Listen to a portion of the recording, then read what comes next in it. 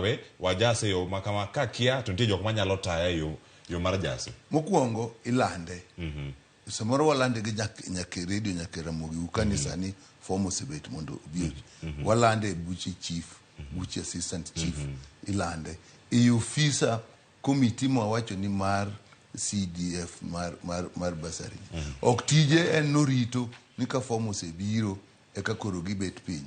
Gin jogo ma nyalo konyo jogo mobiro. Jomoko biro ni adwaro basari.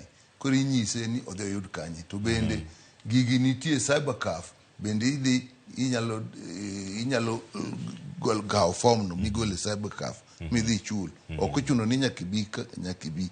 To ofiswa kanyo nitie joma kobiro manyalo nyisi ma ok ofilre maber ma onego fil kama nikech en ok dhi ne Kisumo en film na seme kae.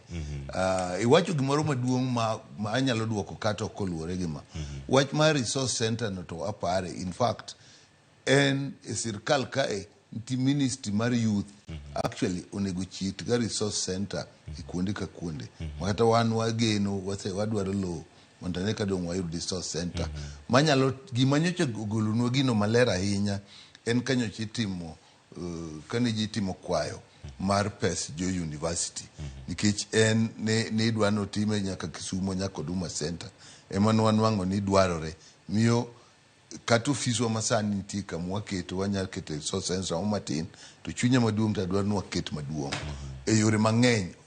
Yore mag tiyo gi pesa sirkal bende en lony moro kanyo ma ka ji onge go to mwandu ma sirkal bira madhi wa kuonde moko yude to kuonde moko kinwang'e ka jowuok ong'eyo. So mani wach maber. Koro wach moro ni pogo pesa, pogo barupe e funeral. Samo wajumbe moko pogo. Ote mar zako nyako. Koro en notimore wach mar ndiko jopuonj. Jok mane opoke funeral gi ng'eny gi ne wajumbe mag Kenya Kwanza. Ma nyocha wanono gino ananono mwadhi nyaka ka Teacher Service Commission. Koda gi wach adier ok wang'eyo.